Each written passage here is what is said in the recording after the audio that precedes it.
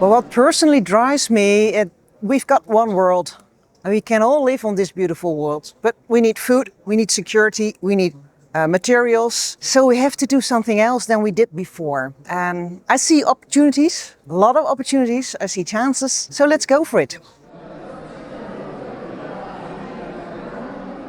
But a media workshop is very important because it gives a connection to all the people who are presenting on one way and all the other people who have to listen to the stories. So it will help to see what's going on in the scientific world. It helps to see what meteorologists are doing. It helps connecting to different groups.